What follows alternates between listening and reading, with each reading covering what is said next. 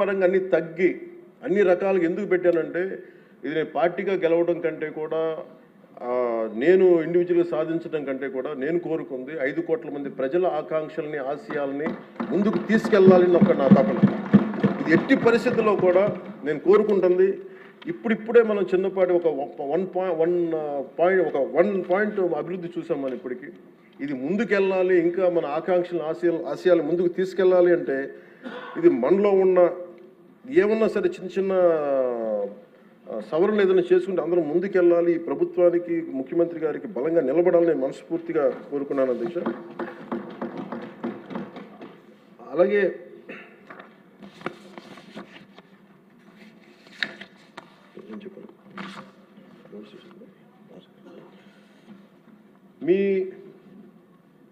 మీ దృష్టికి ఒక కీలకమైన విషయం తీసుకురావాలి అధ్యక్ష.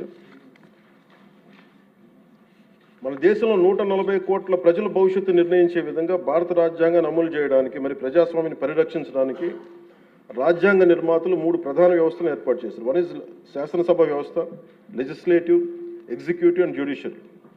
ఈ 3 వ్యవస్థలు పరస్పర సమన్వయంతో ఎలాంటి ఆటంకాలు లేకుండా సమర్థవంతంగా పనిచేసినప్పుడే ప్రజాస్వామ్యం బలంగా నిలబడుతుంది. వీటిలో ఏ ఒక్క వ్యవస్థలోనైనా లోపాలు ఏర్పడితే ప్రజాస్వామ్య వ్యవస్థపై ప్రభావం చూపడం కాకుండా ప్రజలకి న్యాయం మరియు సేవలు చేయడం ఇబ్బందులు పెడతాం. ఇది ఎందుకు ప్రస్తావించానంటే అధ్యక్ష, ఈ మధ్య నేను మన గవర్నర్ గారిని కలవడం జరిగింది, అబ్దుల్ నజీర్ గారిని. జరుగుతున్నప్పుడు ఆయన నా దృష్టికి తీసుకొచ్చింది ఈ national grid judicial data grid ప్రకారం దాదాపు 1,11,59,767 సివిల్ కేసులు, మరి 3,80,60,784 క్రిమినల్ కేసులు ప్రస్తుతం దేశవ్యాప్తంగా పెండింగ్లో ఉన్నాయి.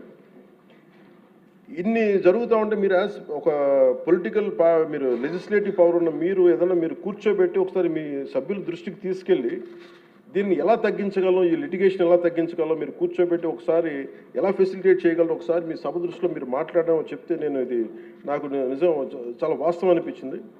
ఎందుకంటే మన దగ్గర ఉన్న కోర్టుల సంఖ్యకి ఇక్కడ ఉన్న మౌలిక సదుపాయాలకి రోజువారీగా నమోదవుతున్న కేసుల సంఖ్యకి మధ్య చాలా స్పష్టమైన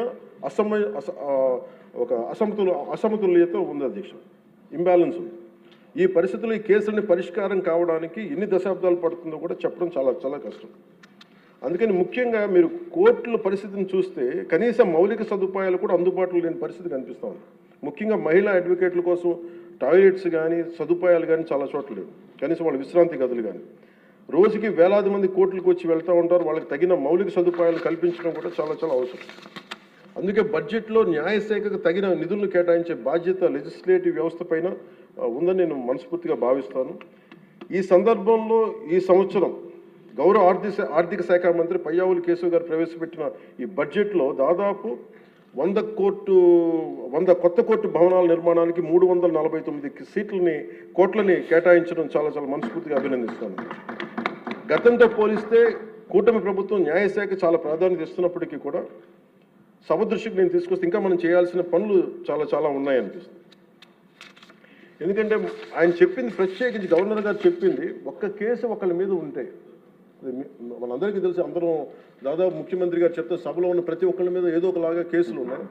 మన మీద కేసు పడింది లేదంటే సగటు ఒక మనిషి మీద కేసు పడిందంటే మన ఒక్కళ్ళ మీద పడినట్టు కాదు, మన కుటుంబ సభ్యుల మీద, మన చుట్టుపక్కల ఉన్న దాదాపు 10 మంది మీద పడద్ది. ఆయన అబ్దుల్ నజీర్ గారు చెప్పింది కూడా, ఒక కేసుని మీరు ఒక వ్యక్తిగా చూడకండి, ఒక సమూహంగా చూడక 10 మంది మీద ఇంపాక్ట్ ఉంటుంది. మీరు కోర్టు కేసులు ఉన్నాయంటే దాదాపు 10 కోట్ల మంది ప్రజల మీద ఇంపాక్ట్ ఉంటుంది. అందుకని దాని మీద మీరు లిటిగేషన్కి మీరు ఆల్టర్నేటివ్ డిస్ప్యూట్ రిజల్యూషన్ మీరు పెంచే దిశగా మీరు ప్రభుత్వం ఆలోచిస్తే చాలా మంచిది అనేది వారు సూచనప్రాయంగా తెలియజేశారు అధ్యక్ష.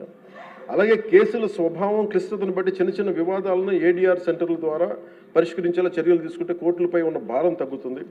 ఇవే కాకుండా కొత్త కోర్టు భవనాల నిర్మాణం మాత్రమే కాకుండా ఇప్పటికున్న కోర్టులన్నింటిలో కూడా కనీసం మౌలిక సదుపాయాలు కల్పించడం అత్యంత అవసరం. ముఖ్యంగా టాయిలెట్స్ కానీ, తాగునీటి సదుపాయాలు కానీ, కంప్యూటర్స్ కానీ, సర్వర్స్ కానీ, నెట్వర్కింగ్ వ్యవస్థలు, డిజిటల్ రికార్డ్ మేనేజ్మెంట్ వంటి ఐటీ మౌలిక సదుపాయాలని అభివృద్ధి చేయాలి. అలాగే కోర్టులు మరియు జైళ్ల మధ్య వీడియో కాన్ఫరెన్సింగ్ వ్యవస్థలను విస్తరించడం, ఆటోమేటెడ్ కేసు నిర్వహణ వ్యవస్థలు అమలు చేయడం వంటి సాంకేతిక పరిజ్ఞానాలను ఉపయోగించుకోవడం ద్వారా విచారణ వేగాన్ని పెంచి ఖర్చును కూడా తగ్గించవచ్చు.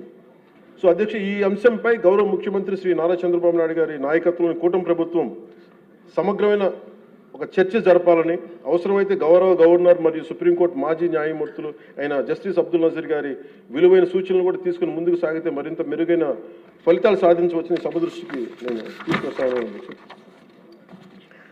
అలాగే నేను ఈ మన పంచాయతీరాజ్ నిధులు కానీ మనం ఎలా ఖర్చు పెట్టాం, ఏం ఖర్చు పెట్టాం అత్యంత పారదర్శకతతోటి 175 ఎమ్మెల్యేస్కి సంబంధించి ప్రతి ఒక్కరు, ఉదాహరణకి ఇది పయ్యావుల కేశవ్ గారి ఉరవకొండ నియోజకవర్గానికి సంబంధించి ప్రతి ఒక్క ఎమ్మెల్యే గారికి, గౌరవ శాసనసభ్యులకి ఎంతెంత ఇచ్చాం, ఎంత నిధులు ఇచ్చాం అనేది మీరు ప్రతి ఒక్కరికి వారికి ఇవ్వడం జరిగింది అధ్యక్షుడు. ఇందులో ఎవరికి కూడా నా దృష్టికి ఏ సమస్య వచ్చినా, పంచాయతీరాజ్ శాఖకు సంబంధించి ఏది వచ్చినా కానీ, ఆర్డబ్ల్యూఎస్ కానీ లేదంటే ఫారెస్ట్ డిపార్ట్మెంట్ ఏది వచ్చినా సరే ప్రత్యేక శ్రద్ధ పెట్టి ఉన్న పరిమితమైన నిధులనే అందరూ ఒకళ్ళకి ఇవ్వకుండా కూడా పార్షియాలిటీ చూపించకుండా ఉన్నంతలో అందరికీ న్యాయం జరిగేలా మేము చేస్తామని, ఇది మీ ద్వారా ప్రతి ఎమ్మెల్యే గారికి, ప్రతి గౌరవ శాసనసభ్యులు ప్రతి ఒక్కరికి పంచాయతీరాజ్ శాఖ అందజేస్తున్న అధ్యక్ష. ఇది మీ దృష్టికి తీసుకొస్తా ఉన్నాను. ఇది మీ నియోజకవర్గాల్లో మీకు ఎంత ఖర్చు పెట్టాం, ఎలా చెప్పాం, మీరు చాలా సగర్వంగా మీరు చెప్పుకునేలా ఉంటుందని తెలియజేస్తున్నాను అధ్యక్ష. ఏమండి? Thank you.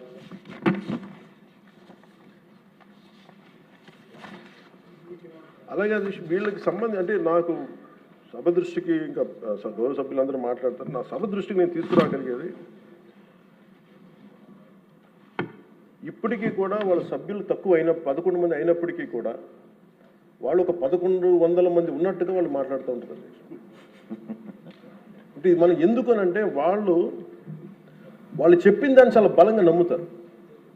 మనం చేసే పనులు మనం చెప్పుకోలేం, మనం చేయడానికి సంకోచిస్తున్నాం ఏంటో తెలియదు. కానీ వాళ్ళు చూడండి, ఇందాక నేను చెప్పింది మీకు, when we're irresponsible, our NDA alliance is so responsible, reliable and reasonable government, while they are irrational, irresponsible and abusive group. వీటన్నిటి మధ్యలో మనం కూర్చోబెట్టి మనం ఏదైనా మాట్లాడాలి అంటే మనందరం కూడా ఒక ఏకాభిప్రాయం మీద ఒక ఏకత్వం ఉండాలి అనేది నేను మనస్ఫూర్తిగా సభ్యులందరినీ కూడా నేను కోరుకుంటా ఉన్నాను. అంటే వాళ్ళు చూడండి, ఆర్టికల్ 21 కాన్స్టిట్యూషన్ ఆఫ్ ఇండియాలో protection of life and personal liberty మాట్లాడితే మేబీ వాళ్ళు ఏమనుకున్నారంటే endangering others life, violating their liberty must be fundamental right అనుకుంటున్నారు వాళ్ళు. ఇది మనం కరెక్ట్ చేయాలి అది. అలాగే ఆర్టికల్ 19లో 1A all citizens have the right to freedom of speech and expression అంటే వాళ్ళు ఏమనుకున్నారంటే for them it is right to abuse others అనుకున్నారు. ఇవన్నీ కరెక్ట్ చేయాలంటే మటుకు మనం చాలా బలంగా మనలో మనం ఎలాంటి పొరపక్షాలు లేకుండా, మనలో మనకి ఎలాంటి గొడవలు లేకుండా ఉంటే తప్ప ఇలాంటి